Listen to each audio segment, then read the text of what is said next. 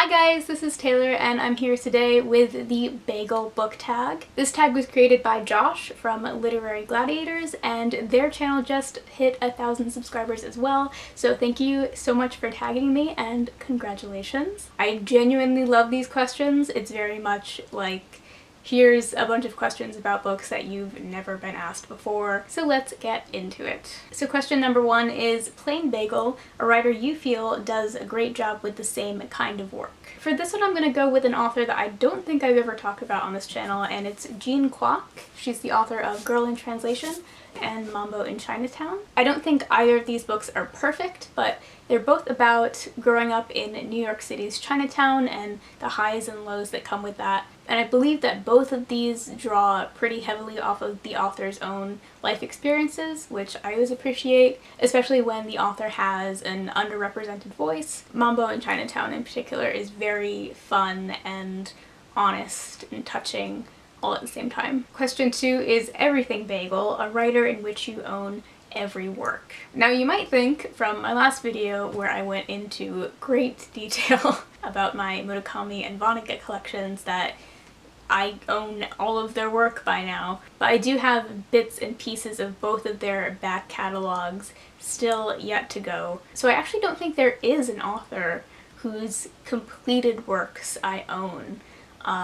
But obviously the closest for me would be Kurt Vonnegut and Haruki Murakami, but I've talked about them enough already on this channel. Question 3 is Sesame Bagel, your favorite Sesame Street or Muppets book? Unfortunately, I don't have an answer for this question. I was a very Winnie the Pooh focused child. I could definitely make several videos on my favorite Winnie the Pooh books, but 0 people would watch that. So question 4 is Poppy Bagel, a short work that gives you an ecstatic high. For this one I'm going to go with The Parking Lot Attendant by Nafkete Tamura. This is about an Ethiopian father and daughter living in modern day Boston, an enigmatic parking lot attendant, and it just starts out so chill and so unsuspecting, and I hope it's not too spoilery to say, but it just ends up in a place that you could never guess just starting out. Even up until the last moments of the book, the last sentences, it is heart-pounding. So this one definitely gave me an ecstatic, excited high, but not necessarily a good emotional high, but they can all do that. Question 5 is Salt Bagel, a good book that you had to put down in order to catch yourself. There have been so many books that have just forced me to pause and collect myself after plot twists or just dramatic events. Probably the best example for me, and maybe one day I'll stop talking about this book, but it's not today, is Shelter by Jung Yoon. Probably 10 times while I was reading this book I had to set it aside and just come back. Question 6 is Garlic Bagel, a genre that you just can't get enough of. A genre that I currently can't get enough of, living as a woman in the US in the year 2018, is like feminist dystopias, which you will definitely see in my wrap-up this month. Seeing all the new materials that come in at the library, I always scan the synopsis,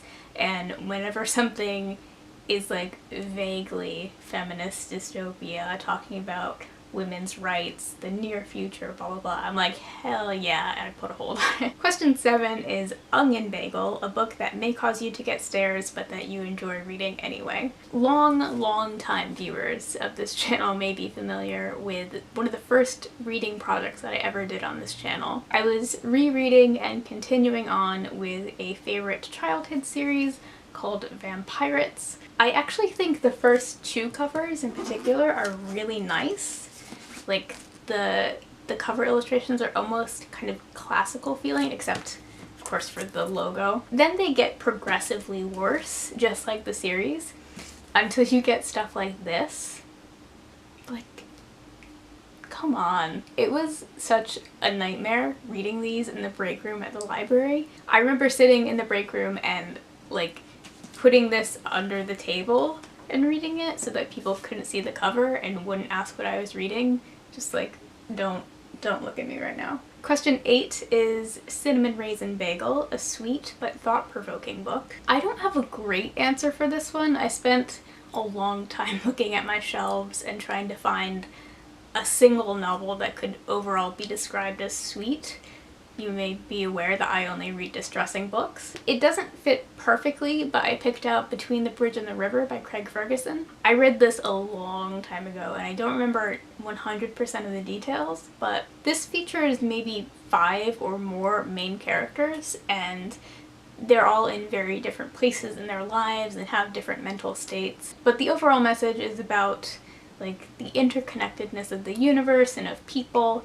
And I just remember towards the end of this feeling kind of uplifted, and it was just interesting to think about, surprisingly not in a corny way. Question 9 is French Toast Bagel, a writer that you are happy to have discovered within the past year. And I could talk about so many authors here just based on the fact that I've read so many debuts this year. I'm actually not going to talk about a debut author though.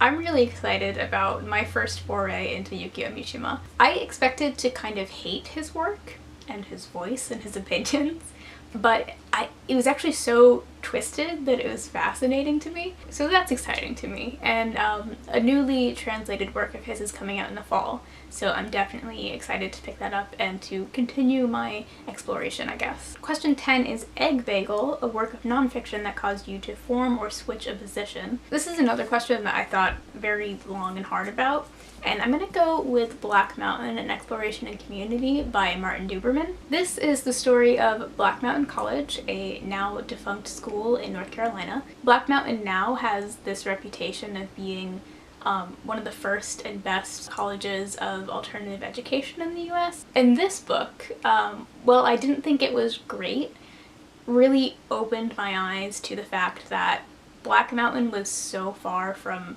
the almost utopian community that we imagine it as. Actually, so many messed up things happened there that it's even surprising to me that after all this time it still has like a favorable association. So I'm really glad that I read this because I'm kind of a Black Mountain geek, and it's just good to know that type of thing. Question 11 is Rainbow Bagel, an LGBTQIIAP work that made you think. Stray City is another book that I didn't love, but it was definitely interesting to me. This is about a lesbian woman living in Portland, Oregon in the 90s who actually becomes pregnant, and kind of just the politics surrounding that circumstance. It was really interesting to read about because Portland is considered, you know, one of the more progressive cities in the US, and this character's friends and family, they were just not having it with this pregnancy. They were very confused. They didn't understand. Obviously this is fiction, but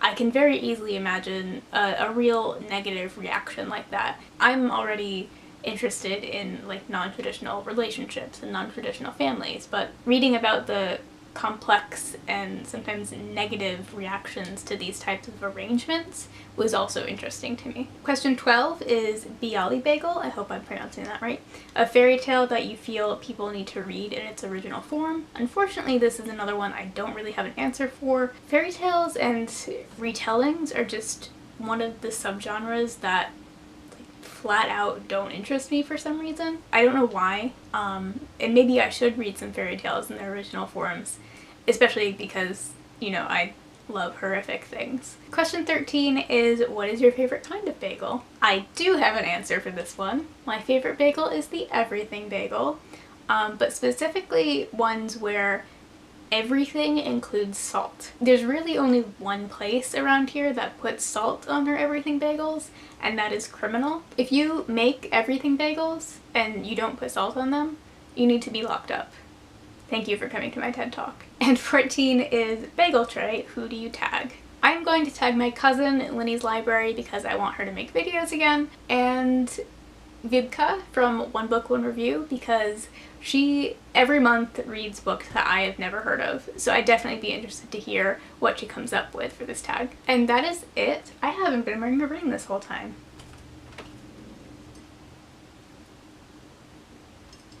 I hope you enjoyed this video. I hope you're having a great day, and I'll see you soon. Bye!